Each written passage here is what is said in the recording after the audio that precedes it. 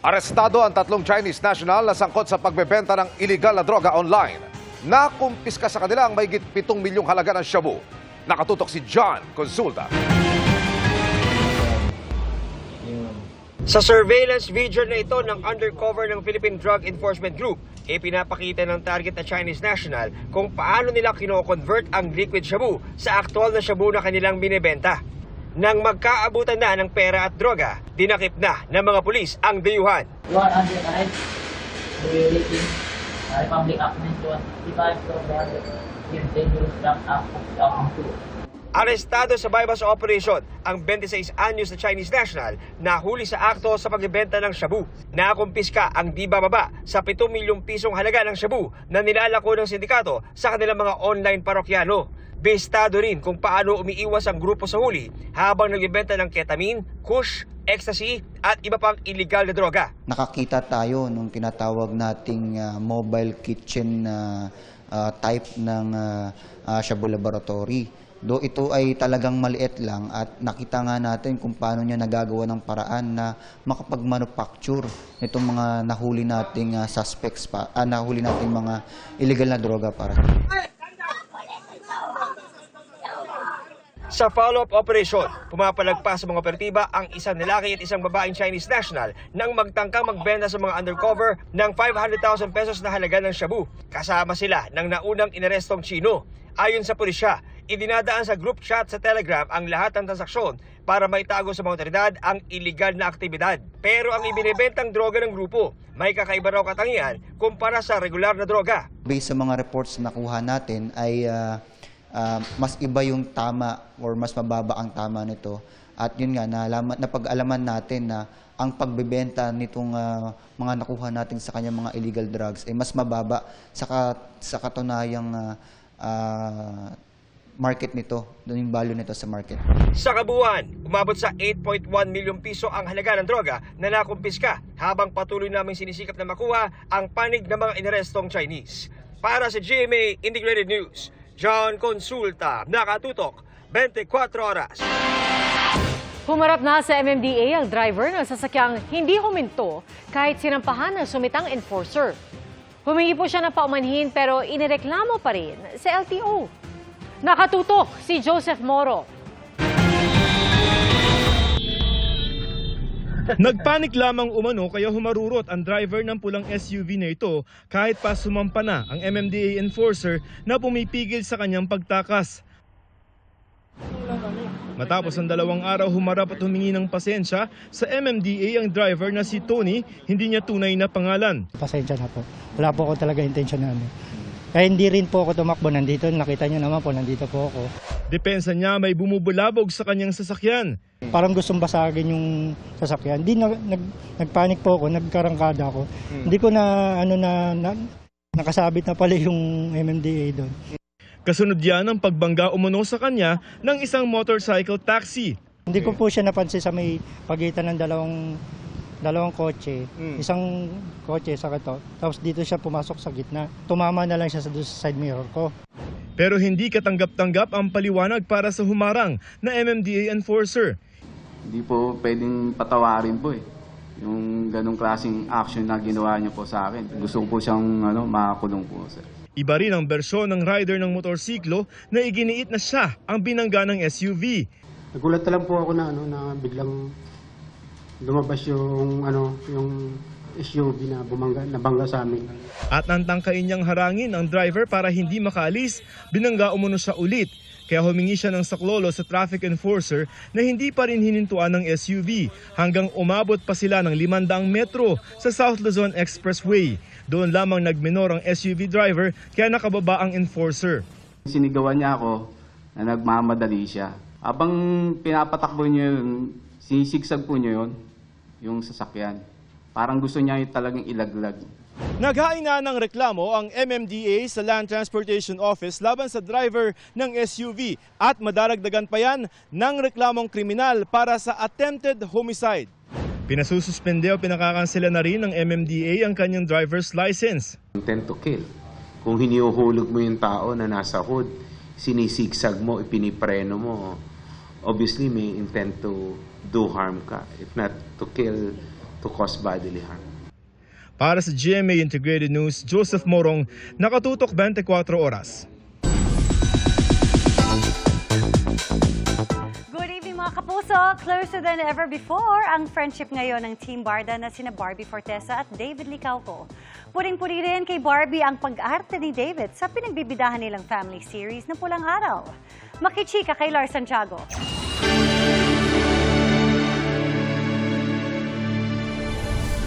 Adarina, mas may lalim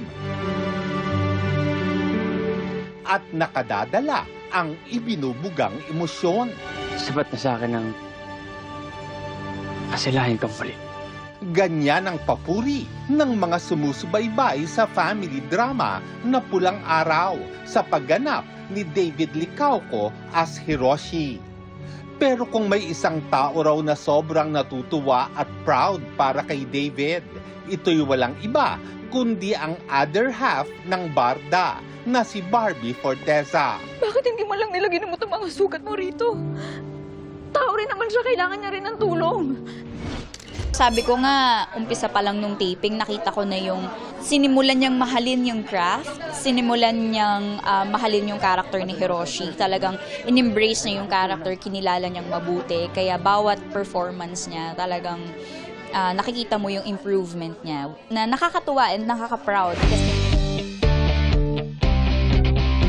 Sobrang ganda raw ng friendship ni na Barbie at David na umaabot sa puntong di lang trabaho ang kanilang pinag-uusapan. I'd like to think na mas nagiging close kami ni David sa kada pagkakataon na magkasama kami at magkatrabaho kami sa project. Hindi na raw bago para kay Barbie na magkaroon ng close friendship sa opposite sex. I'm really good friends with Alden. So ako naman sa industriya, hindi naman naging mahirap for me na bumuo ng friendship sa opposite sex. Oo, dahil yan, sila Derek, sila Christopher, diba? Samantala, ngayong nariyan na ang giyera sa Pulang Araw. Lalo raw kapanapanabik ang mangyayari sa istorya at sa mga karakter ni na Barbie, David, Sanya at Alden. Tignan natin kung masisira ba ng giyera ang pagkakaibigan ng apat na bida na sina Eduardo, Teresita at syempre si Hiroshi. Tignan natin kung ito ba ay mas magpapatibay ng kanilang friendship at samahan or ito ba ay magiging dahilan para mabuwag ang kanilang pagsasama. Lars Santiago, updated sa Showbiz Happening. Ikinandado ang isang language training facility sa Silang, Cavite na iligal umanong nagre-recruit ng mga manggagawa para ipadala abroad. Bukod sa hindi lisensyado, daang-daang libong piso rin ang singil umano nito sa mga nagsasanay. Nakatutok si JP Soriano. Nasa resort sa Silang, Cavite, pero hindi ito accommodation o resto, kundi language training and tutorial facility umano. Pero higit diyan, naniningil umano ang Volant Academy for Language Excellency Incorporated ng hanggang 500,000 piso kada mag-aaral kapalit ng pangakong trabaho sa Germany. Illegal yan dahil wala itong lisensya para mag-recruit at mag-deploy ng manggagawa abroad. It's actually a front for a recruitment scheme going to Germany. Ito ay nagpapadala ng mga workers, apprentices to Germany without the necessary permits. Kaya kinandado ang pasilidad at pinasikilan ng closure order mula sa kagawaran at munisipyo ng Silang. Bukod sa nabistong operasyon, nadatnan din sa resort ang nasa 70 individual na nanunuluyan sa mga cottages at nagbayad sa language training facility. Ipapaliwanag natin kung anong nangyari sa kanila. Tutulungan po natin sila makapag-file ng complaint. Ayon sa mga tauhan ng munisipyo, hindi na rin umano alam ng may-ari ng resort na nagagamit ang pasilidad sa ganitong uri ng negosyo. Ikinasa ang operasyon dahil sa tip ng ilang government agencies na nagre-rekomenda ang pasilidad ng mga enrolling nito sa mga partners sa Germany o kasabwat na lisensyadong recruitment agency sa Pilipinas. Tukoy na rin naman namin kung anong mga recruitment agency ito at amin silang ipapatawag for possible filing of cases. Tumanggi ang Volant Academy na magbigay ng pahayag.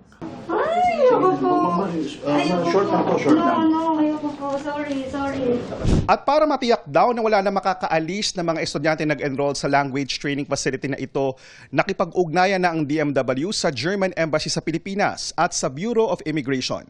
Maharap sa mga reklamong large-scale at syndicated illegal recruitment ang ipinasarang language training facility. Para sa GMA Integrated News, JP Soriano, nakatutok 24 oras. Hindi sinanto ng MMDA maging ang mamahaling kotse na iligal na nakaparada sa C5 extension sa Taguig. Nakatutok si Bernadette Reyes.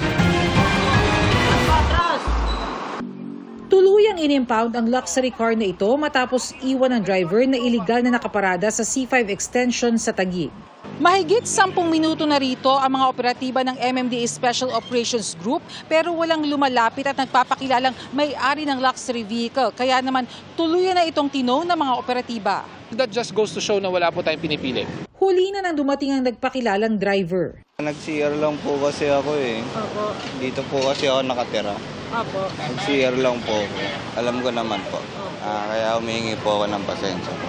Nauwi naman sa pagtatalo ng ito ang isang SUV na dati na ring nahuli para sa illegal parking. Allowed po ba ang huminto dito at maghintay? Alam ko po hindi, pero Okay po, na po, iaalis din naman namin eh. Kaso nga po, hindi ka po marunong magbigay kahit man lang konting minuto. Ang gusto nyo, tikit-tikit agad. Opo. Kasi ilang beses na po to, paulit-ulit na lang po kayo. Kayo na mismo nagsabi, alam nyong bawal. Galit rin ang ilang nagtitinda sa Kalayaan Talipapa Market dahil pinaalis ang kanilang mga paninda sa bangketa. Dapat man hanggang dyan lang para kahit paano kumita. Kung may mga nagagalit, mayroon din namang tinanggap na lang ang pagkakamali. Gaya ng driver ng tricycle na nakaharang sa bangketa kaya nagpatiket na lang. Pangit naman yung makipagtalo ka pa, nasa obstruction ka naman talaga. Meron din po tayong tinatawag na penalty when it comes to arrogance. So that will be another traffic violation indicated on your ticket po. Sabi pa ng MMDA, may easement o espasyong hindi bababa sa 1.5 metro ang bangketa para ligtas na malakaran ng mga pedestrian. Dahil kinain niya ng vulcanizing shop na ito sa Kalayaan Avenue, kinumpiska ang mga gulong.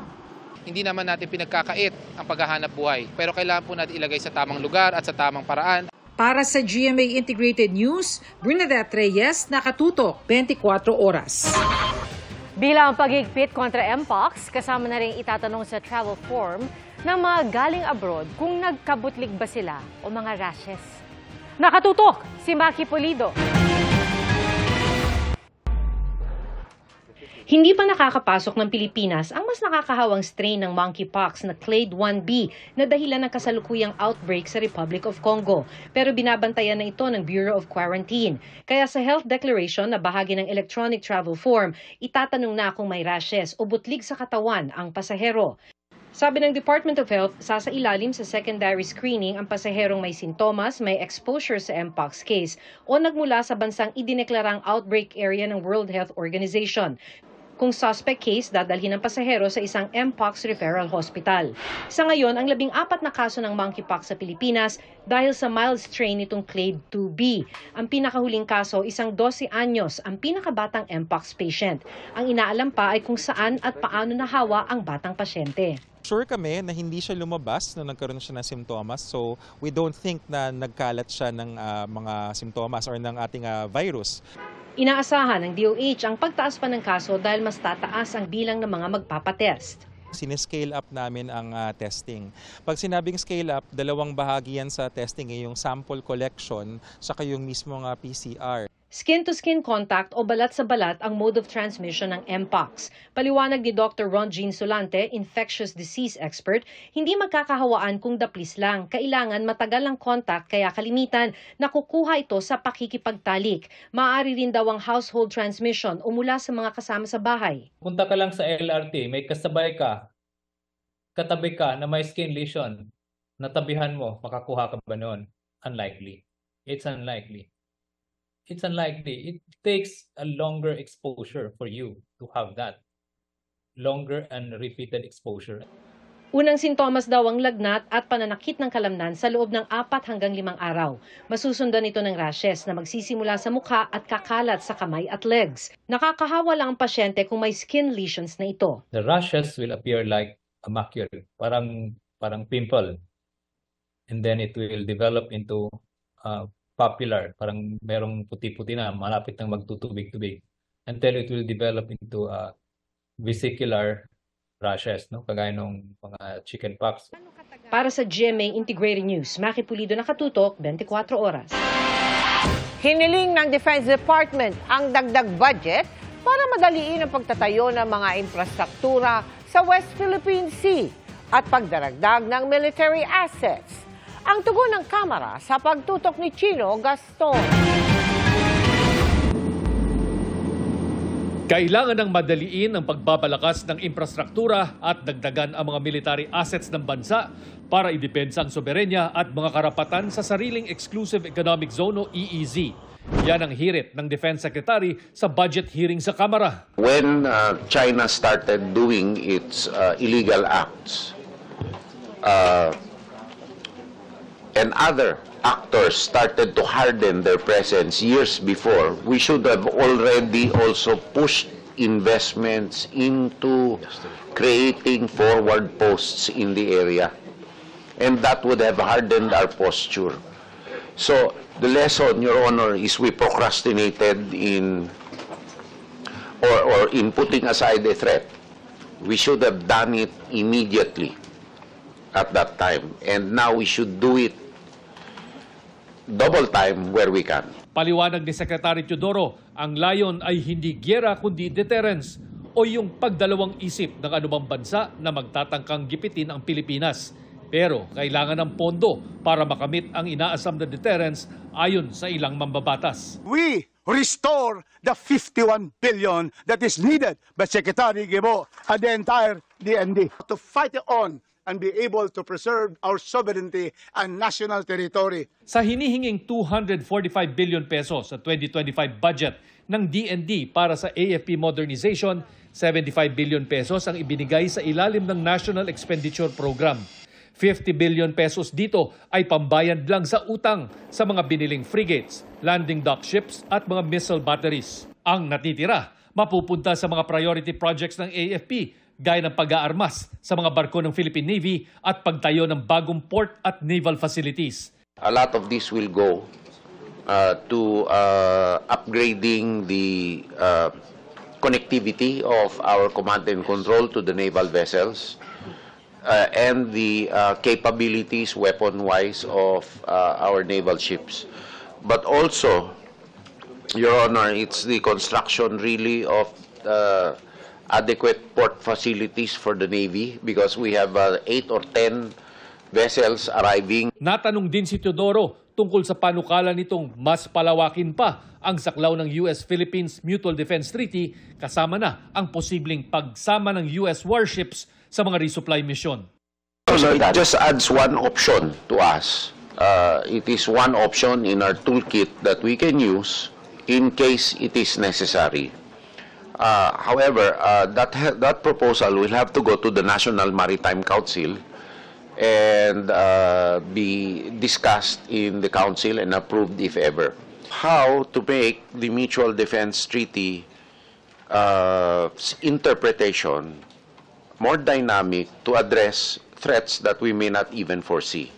For example, cyber threats, Madam Chair, and other threats that China, which knows no rules, may employ. Ilan pa sa mga nakalaang gastusin ang pagbili ng 40 multi-role fighter jets at command and control communication system na bibili naman sa ilalim ng $500 million foreign military financing mula Amerika. Para sa GMA Integrated News, Chino Gaston, nakatutok, 24 oras. Mga kapuso, bagyang mababawasan ang mga pag-ulan sa ilang bahagi ng bansa. Ayon sa Pag-asa, may habagat pa rin pero hindi na gaanong malakas ang epekto nito. Kaya mababawasan din ang pag-ulan kumpara kahapon at kanina. Base sa datos ng Metro Weather, maliwalas ang panahon sa malaking bahagi ng bansa bukas ng umaga. Maliban sa mga kalat-kalat lang na ulan sa Mindoro Provinces at Palawan. Sa hapon, mas malawakan na ang pag-ulan at kasama na rin dyan ang Ilocos Region, Cordillera, Cagayan Valley, Central Luzon, Bicol Region, Calabarzon at iba pang bahagi ng Mimaropa. Posible ring ulunin ang halos buong Visayas at Mindanao sa hapon.